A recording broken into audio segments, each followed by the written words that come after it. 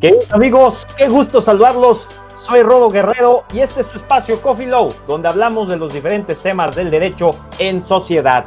Y bueno, ya nos acompaña un gran invitado sobre un tema muy importante para todos los que vivimos en este país. Queremos saber cómo será la reactivación económica, cómo podemos pues estar seguros de que la situación va a estar mejor y cómo me debo de manejar también en lo personal, en cuestión financiera. Así que, bueno, pues sin más, te invito a que tomes un buen café para que te actives con nosotros y vamos para allá.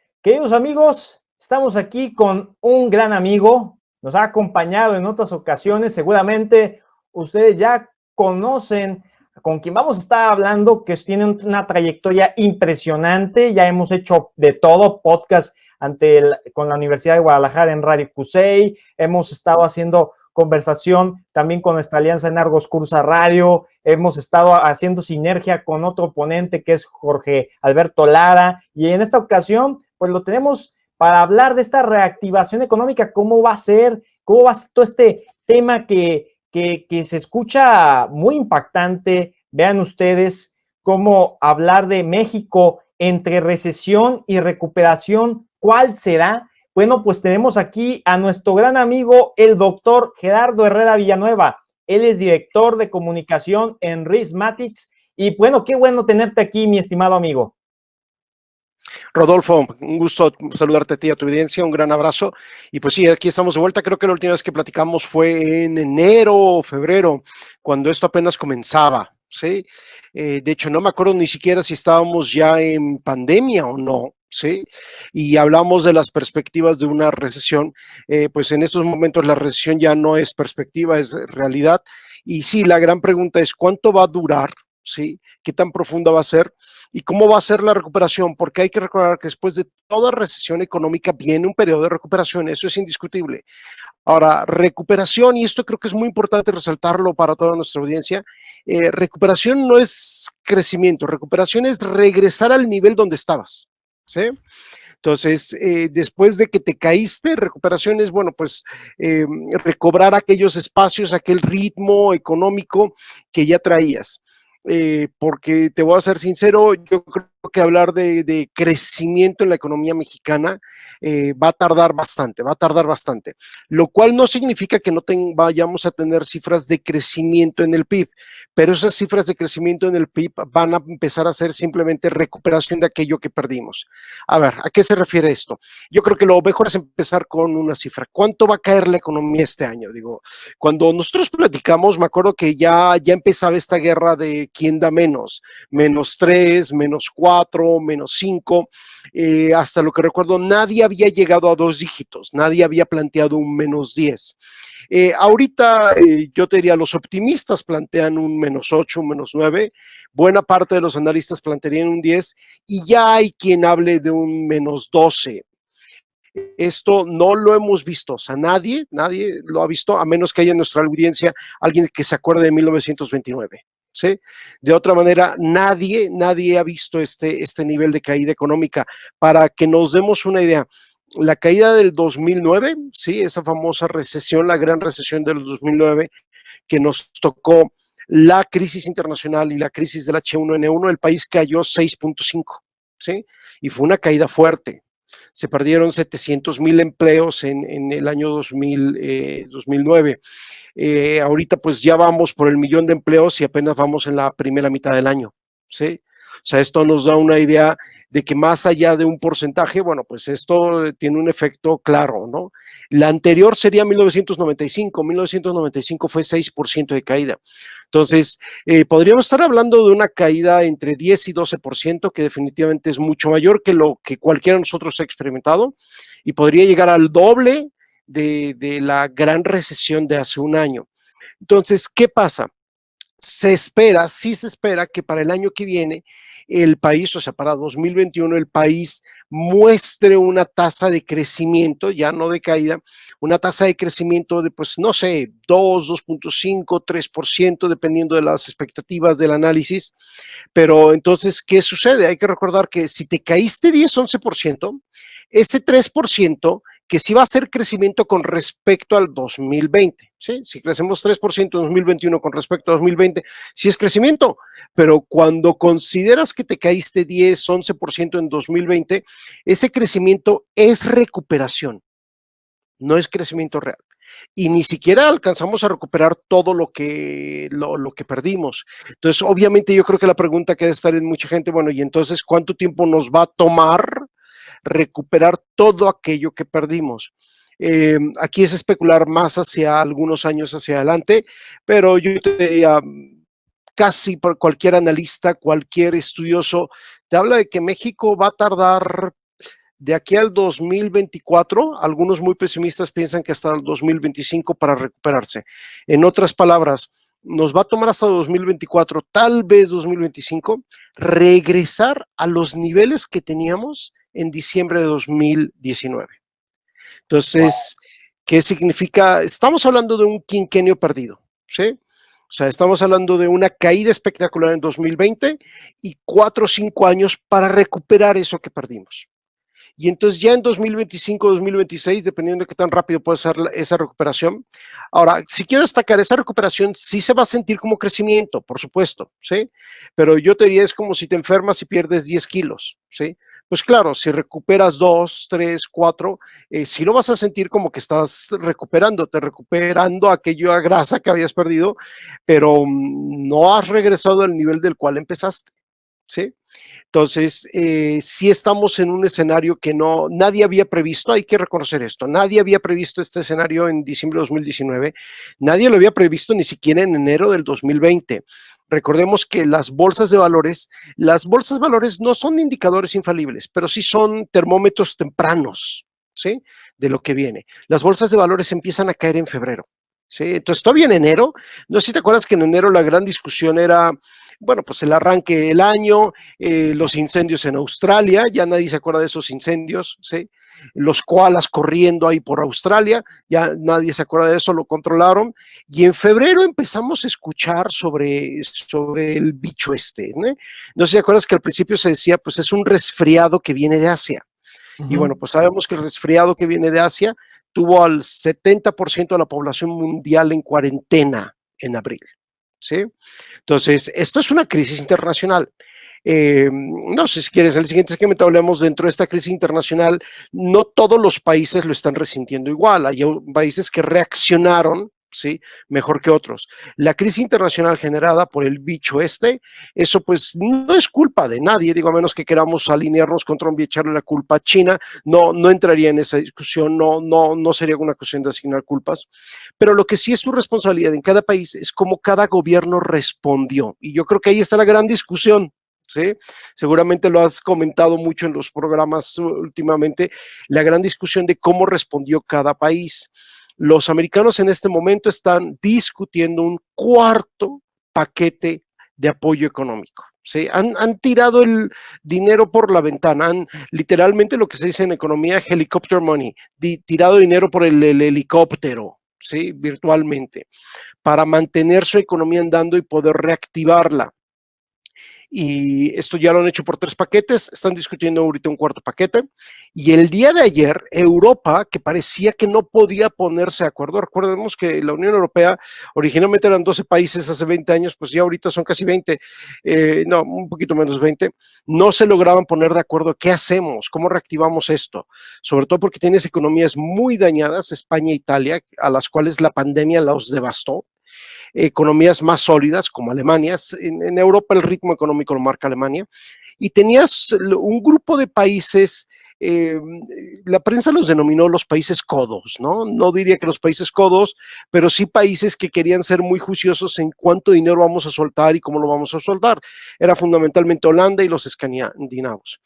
y por las últimas semanas parecía que los europeos no lograban ponerse de acuerdo, y esto es importante, nuestro tema obviamente es la economía mexicana, pero es importante destacar que el caso de los europeos muestra casi una veintena de países con regímenes muy distintos, que van de la izquierda a la derecha al centro, poniéndose de acuerdo en una especie de federación fiscal para reactivar su economía, porque creo que de eso podemos aprender mucho, ¿sí?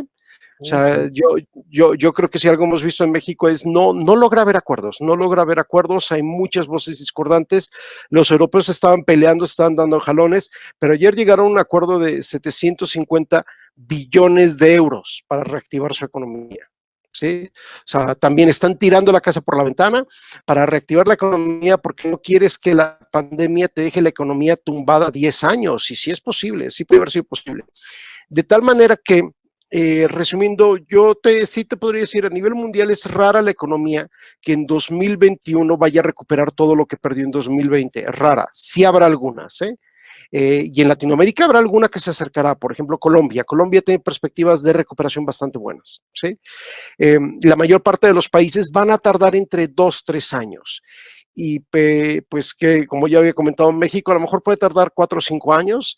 Hay quienes le dan más tiempo, hay quienes hablan de una década perdida. Yo no hablaría todavía de una década perdida, pero sí estamos hablando de un quinquenio perdido, y definitivamente creo que podemos en estas alturas sí decir con una gran certidumbre, nadie te puede garantizar nada del futuro, pero con una gran certidumbre, que este sexenio va a ser un sexenio prácticamente de crecimiento cero. Va a ser de una caída muy fuerte por este acontecimiento que nos vino de fuera, con una recuperación, repito, sí habrá recuperación, pero esa recuperación es recobrar lo que perdiste, no es crecimiento real, es apenas empezar a recuperar para regresar al nivel que estabas en 2019. Entonces, sí, es un escenario. Hay buenas noticias. Yo quiero que ahorita también le dediquemos parte de la conversación, Rodolfo, a hablar de las buenas noticias, porque después de todo, esa recuperación que sí habrá viene de alguna parte, ¿sí? Pero definitivamente, pues sí, estamos hablando de un escenario que nadie imaginaba en diciembre, nadie pensaba que esto iba a tener la magnitud. Recordemos que México vivió la crisis del H1N1 y también nos encerramos. Y pensamos que iba a ser como esa crisis, que fue una crisis básicamente como de un mes, ¿sí? Pero pues esta crisis ya lo vimos, no fue una crisis de un mes, ya esa cuarentena se convirtió en octena, ¿sí? Y ya no sabemos ni para cuándo vamos a poder restablecer por completo la actividad económica. Y una noticia triste que seguramente pues ya se empezará a ver ahí en Guadalajara, como se está viendo en México, como se está viendo en Monterrey. Hay empresas, hay marcas que entraron en esta crisis y no van a regresar. No. Ese es un efecto de largo plazo, es lo que le llamamos en economía destrucción de valor económico. Una cosa es que haz de cuenta, un restaurante cierre por un mes y pues sí, va a ser un mal semestre, va a ser un mal año, despedir a algunas personas, eso es un impacto económico, pero destrucción de valor económico es cuando ese restaurante ya no puede regresar. Entonces ya tienes un negocio que ya se perdió y unas fuentes de empleo que de plano ya se perdieron. ¿Sí? No es que les paguen menos, no es que los manden sin goce de sueldo y pues regresamos en cuanto esto se modere. Hay empresas que siguieron pagando marzo, abril y en mayo pagaron la mitad y ahorita que empiezan a reabrir, bueno, pues están regresando aunque sea la mitad con la esperanza de poder regresar a full, ¿no? Completamente en los siguientes meses. Cuando una empresa cierra por completo, como puede ser un restaurante, como puede ser una fábrica, como puede ser una empresa de transportes, ahí hay destrucción de valor económico y recuperar ese valor económico nos va a tomar años. Eso es indiscutible. Va a haber oportunidades, va a haber, yo creo que somos conscientes, tenemos un sector de equipo y insumos médicos que no existía hace unos meses, ¿sí? Tenemos todo un sector de mascarillas, caretas, geles que no existía hace unos meses. Si en los productos eran parte del portafolio de las farmacias, las farmacéuticas, ahorita hay compañías que nada más se están dedicando a eso. Entonces, una crisis así como desaparecen empresas, surgen nuevas empresas, pero en el global vamos a tener una pérdida. Eso es indiscutible. Muy fuerte la situación, muy fuertes las cifras, querido Doc. La verdad es que cuando hablamos del panorama internacional y de las medidas que cada nación ha tomado, etcétera, México pues se ha caracterizado por ser pues un país que está muy polarizado. Por alguna situación, pues tenemos que cada estado piensa diferente, actuó diferente. En Jalisco inmediatamente se dio la instrucción de cerrar todo, inmediatamente después muchos otros gobernadores hicieron lo propio y el presidente pues pocas veces se le ha visto usando cubrebocas. En esta cuarta transformación, ¿qué medidas están tomando y si no se están tomando, qué se debería de hacer en su opinión? Pues a ver, tío, hay tantos temas ahí y voy a tratar de concentrarme en algunos muy claros. Eh, no es ningún misterio, no es un motivo de especulación. La decisión de la administración fue no implementar lo que en economía se llama medidas contracíclicas. Si tienes un ciclo recesivo, aplicas medidas contracíclicas para contrarrestar ese ciclo. Eso es lo que se hizo en Estados Unidos, lo que se hizo en Europa con el paquete que acaban de aprobar, lo que se hizo en Japón, lo que se hizo prácticamente en todo el mundo. En México es verdaderamente una de las excepciones. Para que nos demos una idea, el gasto público es el gasto del gobierno para una crisis, por ejemplo, se suele medir como porcentaje del PIB, ¿sí? Como porcentaje de la totalidad de la riqueza que el país genera en un año, ¿no? Bueno, pues Estados Unidos va a estar en niveles, sus paquetes de ayuda van a estar en niveles de 15 y 6% del PIB, es brutal, o sea, es enorme. Igual los europeos, los países que relativamente poco o bajo son 7%. México en ese sentido no va a llegar ni al 1% del PIB. O sea, aquí hubo una decisión de dejar que la crisis corriera su curso, ¿sí? Los apoyos que se implementaron, por ejemplo, estos 2.500 pesos para una pyme, pues ¿qué hace una pyme con 25,000 pesos para una pyme? Pues ¿qué hace una pyme con 25,000 pesos? A veces ni para la nómina del mes. Entonces, hubo más apoyos, por ejemplo, de la banca. Quiero destacar algo, la banca llega bien preparada. Esa es una buena noticia. La banca mexicana llegó bien preparada. Hace 10 años, la banca mexicana le pegó fuerte. Sí le pegó fuerte, no estaba mal, pero como este fue un problema del sistema financiero internacional, le pegó. Y en el 95, la banca fue un efecto, de hecho, fue el corazón de la crisis de crédito.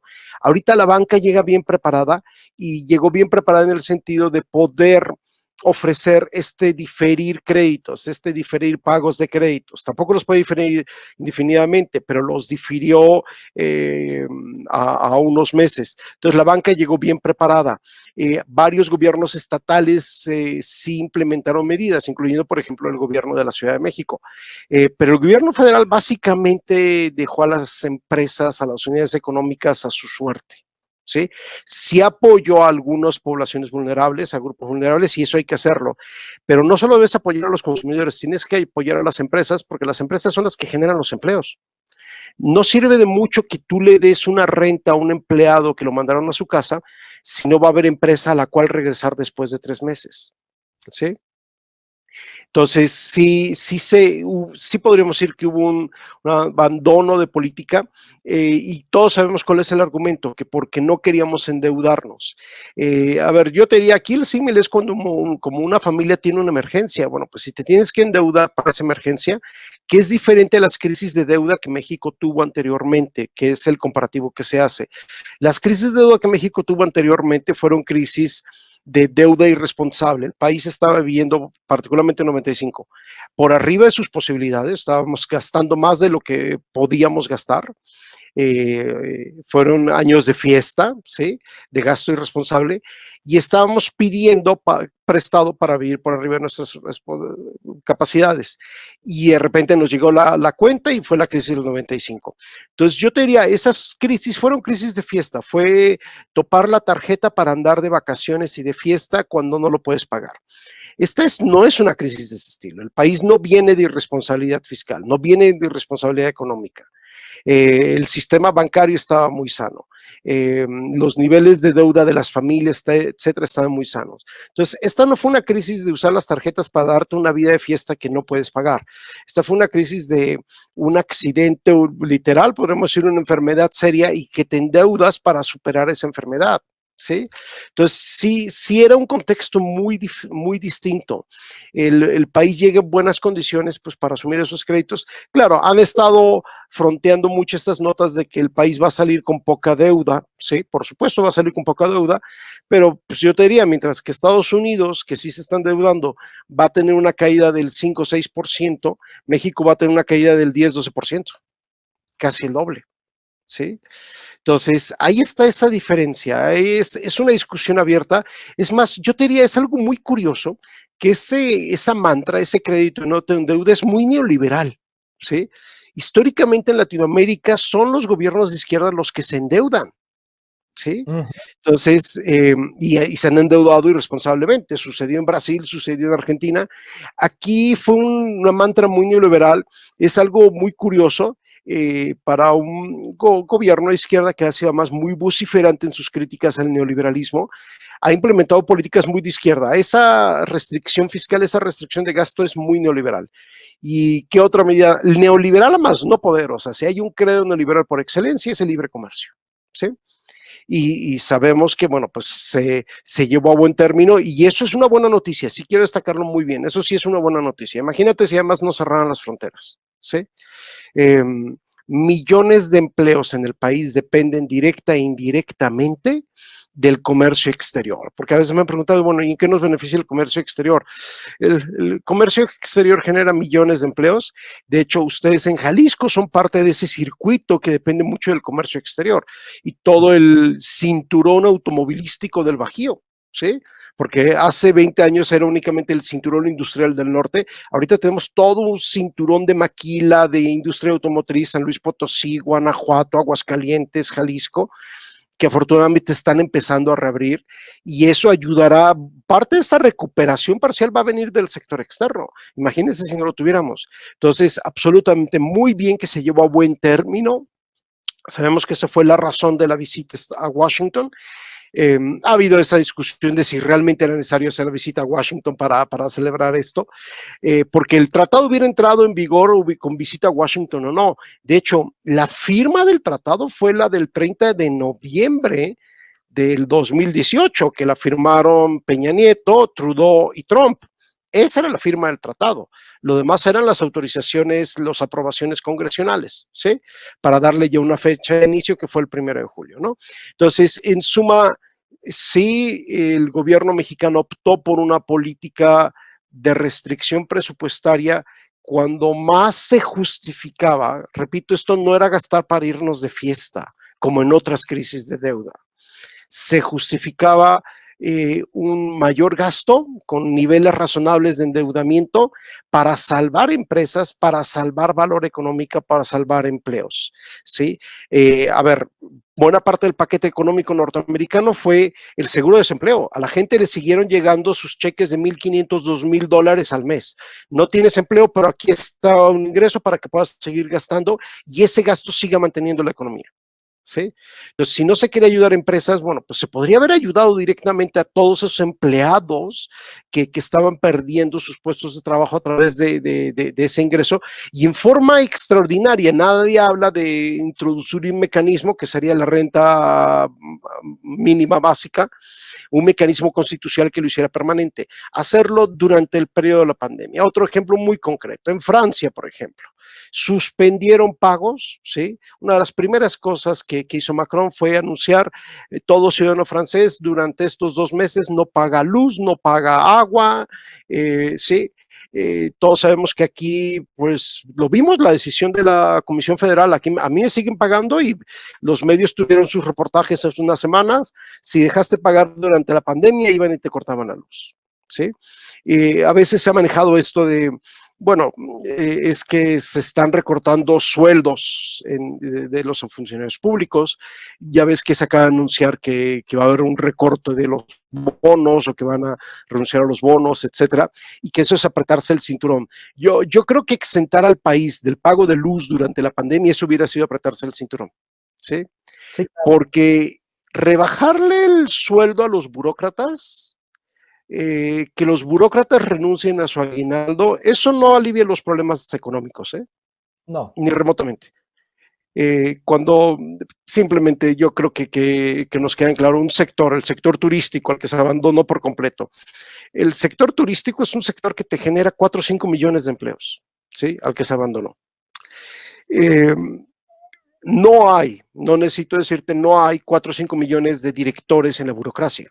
Entonces, porque algunos cientos de miles de directores en instituciones gubernamentales renuncien a su aguinaldo, no te va a compensar las pérdidas de millones de empleos en un sector, como el sector turístico. Y así podríamos hablar del sector manufacturero, del sector servicios, del sector restaurantes. Es una gota de agua en un lago. Exentar del pago de la electricidad durante marzo-abril, eso sí hubiera sido ayudar a todas las familias, ¿sí? Pero se optó por no hacerlo, No, y ¿sí? se optó también, querido Gerardo, por aumentar el recibo. Bueno, supimos que de hecho vinieron los recibos incrementados, la gente no usaba luz y venían con los recibos incrementados y si van, es increíble, si van y te cortan la luz, ¿no? Entonces, bueno, pues sí, sabemos cuál fue la respuesta. Yo creo que será una cuestión para el hoy, ahora y para la historia. Si fue la respuesta adecuada, claro, México va a tener menos deuda en los siguientes años, pero también va a tener muchísimas menos empresas. Uno de los últimos datos del IMSS, ese millón de empleos ya eran aproximadamente, aquí estoy hablando con memoria y de hecho casi seguro que me quedo corto, ya eran aproximadamente 10,000 empleadores que se habían dado de baja. O sea, estás hablando ya de entrada de unas 10,000 empresas que desaparecieron y esto apenas comienza. O sea, hay empresas que ahorita están con el agua al cuello. Entonces, esas 10,000 empresas que están detrás de ese millón de empleos que ya se perdieron, esas 10,000 empresas yo no dudo que se van a convertir en 15, en 20, 25 y démonos cuenta, crear una empresa no es fácil, sobre todo en un país tan complicado como México, con tantas restricciones, con tantos problemas, con burocracia, etcétera. Es mucho más difícil crear una empresa que hacerla desaparecer. Entonces, esas 10,000 tantas empresas, para que las recuperemos, Rodolfo, va a tardar años. Y por eso lo que perdimos en este año, vamos a tardar 3 o 4 años en recuperarlo si las cosas salen bien. Ojalá este quinquenio perdido no se convierta en una década perdida. Ojalá que no, querido Gerardo. Fíjate, con esto también dejamos el tema del SAT. O sea, hubiera sido bueno que el SAT también hubiera dado apoyo al contribuyente, y cosa que no sucedió. Bueno, viste que en algunos estados, sí, no hubo un break fiscal generalizado, sí extensiones para personas físicas, por ejemplo, algunos estados, yo te diría, hay algo interesante, siempre en las crisis, por supuesto, estamos ahorita lamiéndonos las heridas, qué feo está esto, pero yo creo que van a salir muchas cosas interesantes, Rodolfo, dentro de este desastre.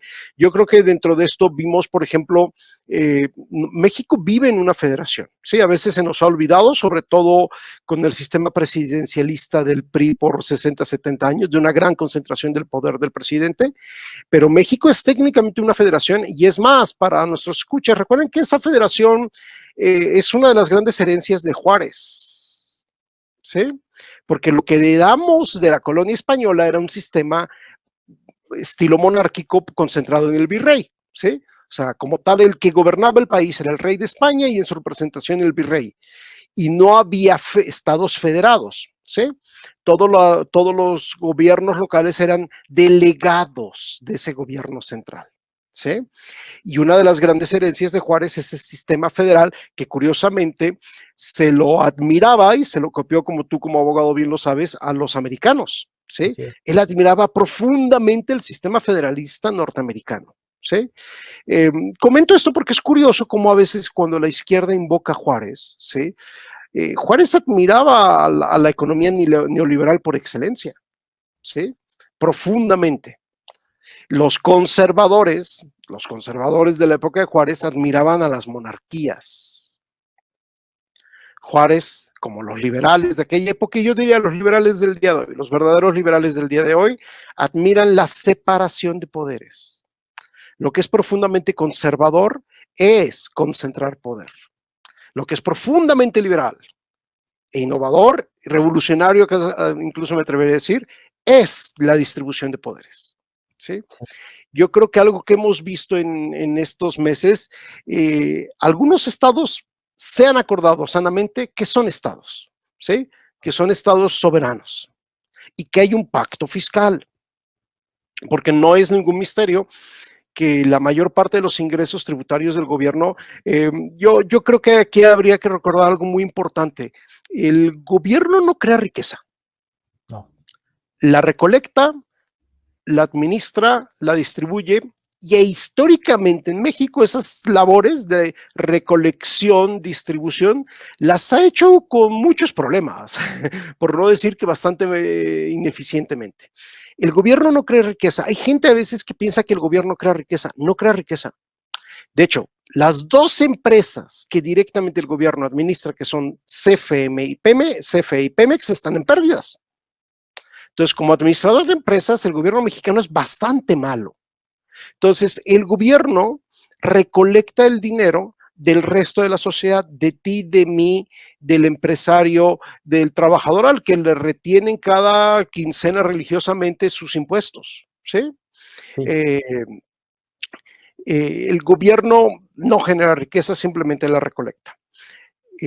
Por la dinámica económica del país, la mayor parte de la generación de ingresos tributarios, que es de lo que vive el gobierno mexicano, se genera en el centro y norte del país. Por la dinámica económica, por la densidad de población. Recordemos algo, el sur del país no está tan densamente poblado como el norte del país. ¿Sí?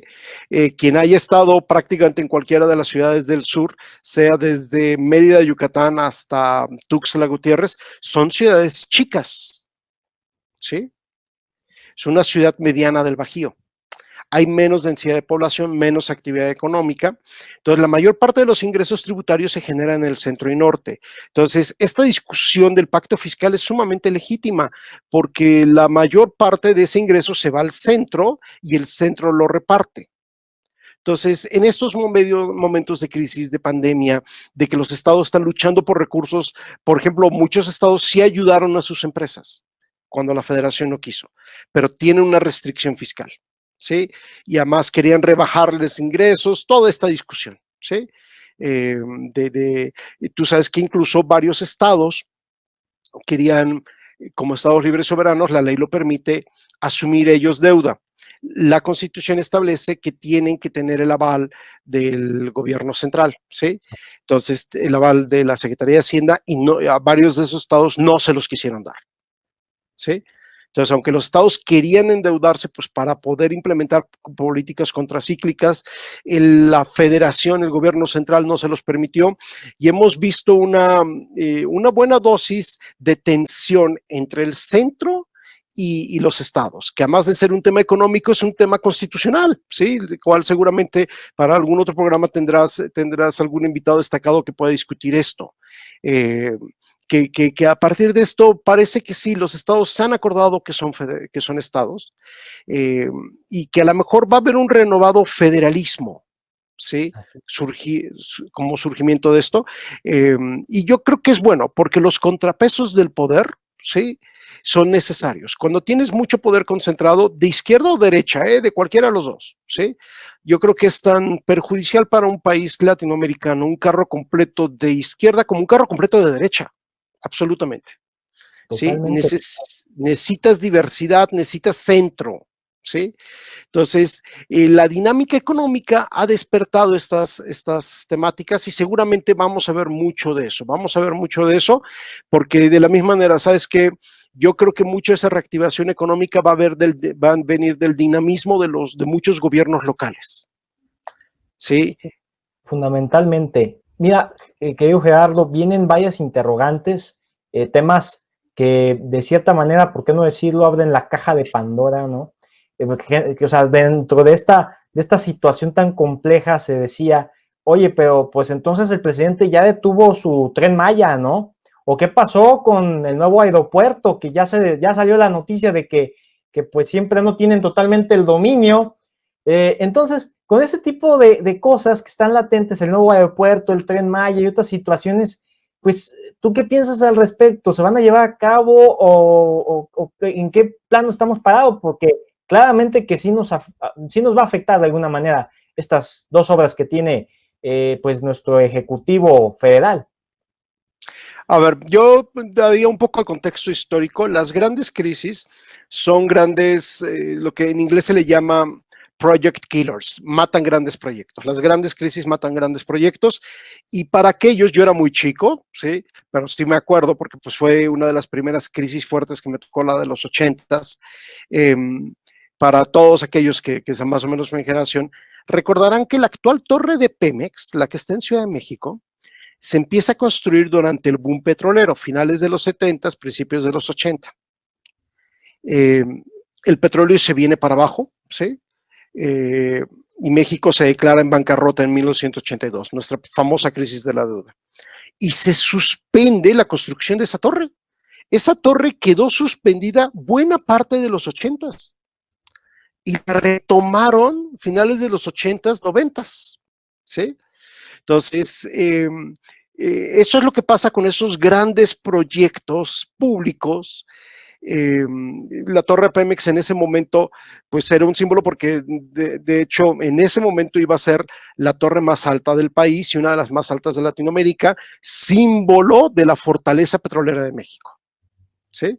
E iba a ser la torre del gran grupo petrolero mexicano, ¿sí?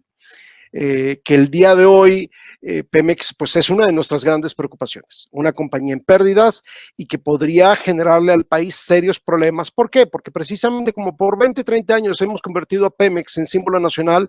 Si Pemex se mete en serios problemas, lo cual es probable, ¿sí? Dependiendo del precio del petróleo, si Pemex entrara en impago, en no poder cumplir sus compromisos, no se va a quedar en Pemex, se va a contagiar al resto del país. ¿Sí? Precisamente por ese gran símbolo en lo que hemos construido, ¿no? Yo diría como si en Estados Unidos General Electric o Walmart quebraran, ¿sí? No se quedaría solo en ellos, ¿sí? O sea, se convertiría en una gran señal de una crisis. Bueno, pues eso pasó con esa torre de Pemex. Los proyectos de los que hablo los voy a separar. El Tren Maya. Tú sabes que el Tren Maya ha sido objeto de muchísima discusión y de todos los temas de que se podría hablar, yo simplemente señalaré a uno. Es más, se lo reto a la audiencia, lo he retado con varios amigos, bueno, pues más cercanos a la 4T, etcétera. Yo todavía no encuentro en ninguna parte, ¿sí? En Internet, en Google, y vivimos en una época que si Google no lo sabe, no existe, ¿no? Una cosa así. No encuentro en ninguna parte el estudio de demanda del Tren Maya. Todo negocio, vaya, los changarros empiezan con ese básico estudio de demanda. Hay una escuela, hay un taller mecánico, pasa gente, puedo poner aquí una tiendita, puedo poner aquí un restaurante porque es lugar de mucho tráfico de gente. Hay una oficina de gobierno y la gente tiene que comer, pongo una fondita, ¿sí? Hasta nuestra microempresaria que pone una fondita, o un microempresario que pone un taller mecánico, evalúa, ¿sí? ¿Qué hay por acá? Va a haber gente, va a pasar, etcétera, ¿sí? No necesito decirte que cuando se hacen proyectos de miles de millones, se hacen estudios muy sofisticados de demanda. Yo no he visto un estudio de demanda del Tren Maya. Yo no he visto una proyección del consumo del Tren Maya, ¿sí? Todos son generalidades, un corredor turístico, etcétera, todo esto. Y si me permites detenerme un poco en algunos detalles, ¿por qué eso es importante? ¿Por qué eso es muy importante? A veces me dicen, bueno, pero va a crear empleos. A ver, la estela de luz, una de las vergüenzas de la administración de Fox, ¿sí? La estela de luz, creo empleos y no nos sirve para nada. Hay empleos improductivos. Yo puedo pagarle a la gente para llevar ladrillos de un extremo a otro de un patio y para que los regresen al punto original. Ya creé con eso un empleo, pero no estoy produciendo nada, ¿sí? La estela de luz que a veces es señalada, ¿cuánto costó? Y sí costó un dineral. Creo empleos, ¿sí? La gente que trabajó en eso sí tuvo empleo. Las empresas que trabajaron en eso sí tuvieron empleo, sí tuvieron un ingreso. ¿Y de qué nos sirve la estela de luz? Ojalá el Tren Maya no se convierta en una estela de luz. ¿Por qué? Porque pues, puedes tener un tren corriendo, pero si no hay demanda, ¿Tú sabes cuánto cuesta mantener un tren? La infraestructura de eso. Yo quisiera ver un estudio de demanda porque quisiera ver con qué variables midieron que eso iba a ser rentable. Y ¿por qué mis dudas sobre que sea rentable? A nivel mundial e histórico es muy difícil que los trenes sean rentables. Es muy difícil. Son proyectos de una gran inversión y que tardan mucho en recuperarse. Y una condición para que se recuperen, los trenes en el mundo que son rentables son trenes que circulan alrededor de áreas densamente pobladas, densamente pobladas.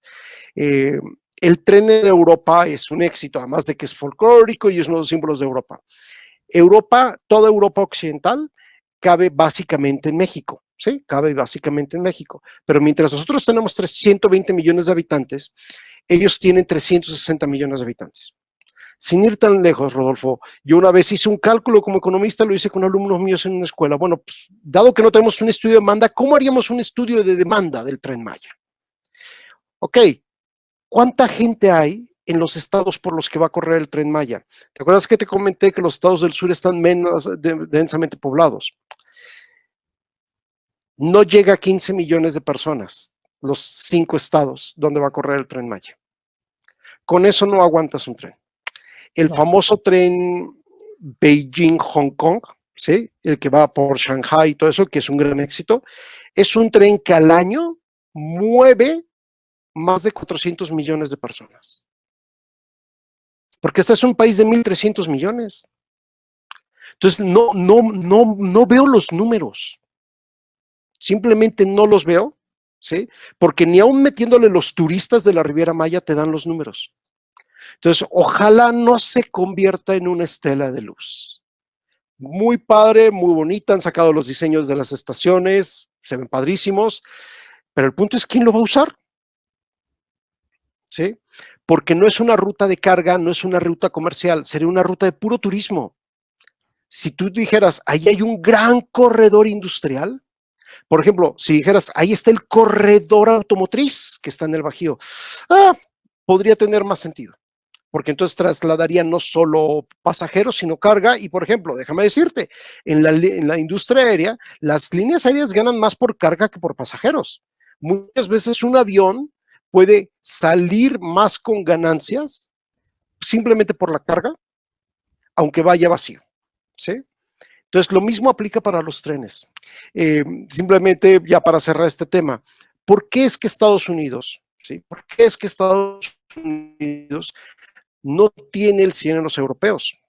Porque Estados Unidos tiene más o menos la misma población de Europa en un territorio que es como 4 veces el tamaño de Europa, 3, 4 veces. ¿Sí? Entonces, por ejemplo, sí tiene muy buenos sistemas de trenes en el corredor que va desde Washington hasta Boston, densamente poblado, densamente poblado. Y el tren es caro, es más caro que el camión, es más caro que el carro. En Europa el tren es caro. Quien haya estado en el tren alemán o en el tren francés no son trenes baratos. Entonces no me dan los números. Ojalá haya ese estudio de demanda, y si lo hay, pues yo creo que sería una cuestión de transparencia que todos los mexicanos conociéramos. Totalmente. ¿Cuál fue el modelo que fundamentó esa obra? ¿Sí? El aeropuerto, toda la cuestión del aeropuerto, la cancelación del anterior aeropuerto, este nuevo aeropuerto que además tiene muchas complicaciones. No queda en claro que las líneas internacionales vayan a querer volar ahí. ¿Y qué crees? Justamente por esta pandemia vamos a ver una disminución del tráfico aéreo en los próximos 5 años por lo menos. Así es. ¿Sí? Entonces, sí te hace pensar, realmente eran en un momento en que el país va a tener su peor recesión económica, en que no hay dinero, hay mucha restricción presupuestal, cada peso tiene que pensarse mucho mejor en qué se gasta. Si el país hubiera estado creciendo a 7%, ¿sí? O a 6% o a 5%, pues a lo mejor puedes darte el lujo de tener proyectos muy productivos y proyectos no tan productivos. Pero en un momento de crisis, todos tus proyectos tienen que ser productivos, no puedes despreciar el dinero. Entonces, proyectos cuya demanda, porque no es, repito, no es solo construirlos, no es solo dar empleos en su construcción, porque la estela de luz en Ciudad de México, que ha sido señalada como un emblema del despilfarro, sí, genera empleos, pero no nos genera nada más, ¿sí? No nos produce nada más. Entonces, no es simplemente poner a la gente a construir muros por construir muros, ¿sí? O pistas o líneas férreas. Tiene que haber un modelo que te diga a 5, 10, 15, 20 años, esto le va a dar tanto al país en consumidores, en viajeros, en transporte, etcétera. Yo no los he visto. Quiero pensar que sí lo haya, pero no los he visto. A lo mejor no sé si está guardado en la Deep Web, ¿sí? Y por eso no me sale en Google, ¿sí? Entonces, esperemos que haya una fundamentación por el bien del país. Esperemos que sí, mi querido Gerardo, y la verdad es que, bueno, en estos momentos estamos en este proceso de saber qué va a pasar, es una incertidumbre terrible, pero más allá, pienso que estamos entre dos cosas. Una de ellas es las intermedias en nuestro país para el próximo 2021 y también a espera de saber si Donald Trump va a volver a ganar la presidencia de los Estados Unidos. ¿Y esto de qué manera va a repercutir en la economía aquí de México? Tanto el proceso interno que vamos a vivir el próximo año, como saber si va a quedar Donald Trump otra vez o va a quedar otra persona del Partido Demócrata, ¿no? O sea, ¿de qué manera viene a repercutir todo esto ya para darle un buen cierre y pues de alguna manera saber qué nos depara, ¿no? Ok, comienzo con las elecciones norteamericanas porque son más las de corto plazo, son en noviembre, estamos a 3 meses. Recordemos no adelantarnos a nada. En 2016 pensábamos que Trump no tenía posibilidad y, oh sorpresa, un martes en noviembre en 2016, ¿qué creen? Pues que sí. Ahora, ciertamente hay una circunstancia diferente, Rodolfo. Los leads de Biden en esta ocasión están bastante más allá de errores técnicos, estadísticos. O sea, estamos hablando de leads, o sea, de ventajas de 10%, 12%. Hace 2 semanas aproximadamente se dio a conocer una encuesta en Texas. Texas es un bastión republicano, ¿sí? Y en Texas Biden adelantaba a Trump en 5%, ¿sí? O sea, eso sí es histórico en un bastión republicano, ¿sí? Entonces yo creo que hay que ver qué pasa en los siguientes 3 meses, pero indiscutiblemente lo que sí puedo asegurarte es las elecciones americanas van a crear volatilidad en los mercados financieros, ¿sí? Porque sí van a ser elecciones donde se juega mucho, ¿eh? Y se ve que van a ser elecciones de mucha violencia verbal, de muchas acusaciones, etcétera. Entonces, ¿eso en qué podría impactar? Por ejemplo, en tipo de cambio. Siempre históricamente el tipo de cambio, el peso mexicano, se debilita en las semanas anteriores a la elección norteamericana, sea cual sea la elección norteamericana. Entonces hay que prepararnos para eso, ¿sí? Si ahorita el peso ya se recuperó un poco, niveles de 22.50, no me extrañaría alrededor de septiembre, octubre, que empezamos a ver una espiral de alza que podría bajar después de las elecciones. Es un fenómeno transitorio, ¿sí?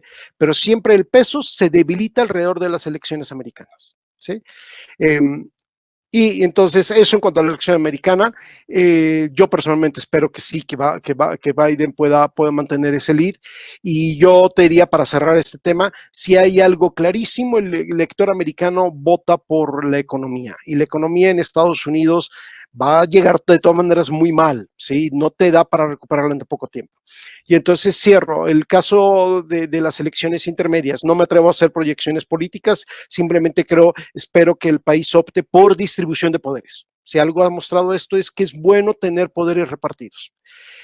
Y por lo mismo, como yo creo que podemos esperar, y en eso tú y tus invitados son más expertos que yo, creo que podemos esperar una temporada política muy agitada, lo cual podría crear también cierto nerviosismo en los mercados financieros en el mes anterior de las elecciones. Entonces, en suma, elecciones americanas o mexicanas, el mes anterior, 2 meses, podríamos ver cierto nerviosismo del sistema económico y el termómetro, eso, el tipo de cambio. Totalmente, totalmente. Pues esperemos de alguna manera, en el caso mexicano, que pueda existir esta repartición de poder que es demasiado compleja, porque pues ya sabemos por qué. Uh -huh. Y bueno, a lo mejor el pueblo va a hacer voto diferenciado, porque pues hay muchas cosas que ameritan el hecho de que las personas creen en otro tipo de esquemas para emitir su sufragio efectivo. Y bueno, en el lado de Estados Unidos, pues indiscutiblemente va a haber un impacto en nuestro país, siempre lo es y siempre lo será. En este caso, estimado Gerardo, pues tu mensaje final para toda nuestra audiencia que nos ha visto y nos ha seguido en esta emisión. Prepararse por una época difícil, pero siempre después de las épocas difíciles vienen grandes oportunidades de crecimiento. Eso no lo olvidemos. Después de toda recesión profunda vienen periodos de expansión sólidos. Totalmente. Pues es ahí que hemos hablado de este tema titulado México entre recesión y recuperación. ¿Cuál será? Bueno, pues en este caso en los comentarios tú escribe cosas que no tengan que ver con echar hate o echar cosas que crean desinformación, sino puntos de vista en los cuales podemos robustecer, sin duda, en las próximas emisiones en donde tengamos el pase que nos acompañe de nueva cuenta. Nuestro buen amigo, el doctor Gerardo Herrera Villanueva, director de comunicación en Rixmatics. Y bueno, pues, como siempre, la pregunta del millón, mi estimado Gerardo, ¿estás dispuesto para estar en las próximas ocasiones aquí en Coffee Low? Y no solamente en las próximas emisiones. Vamos haciendo, si te parece bien, esta invitación importante a que podamos hacer una sinergia importante en la capacitación rumbo a hacer cosas disruptivas si te unes a esta convocatoria que hace Coffee Low. Pero por supuesto, cuenta conmigo. Yo creo que en épocas de crisis, la preparación, la formación es importantísima. El miedo surge muchas veces de la ignorancia. Y una de las mejores maneras, no de evitar la crisis que ya está ahí, pero de administrarla es con formación, ¿sí? Entonces, por mí encantado, y cuantas veces me invites, será un gusto hablar contigo y con tu audiencia.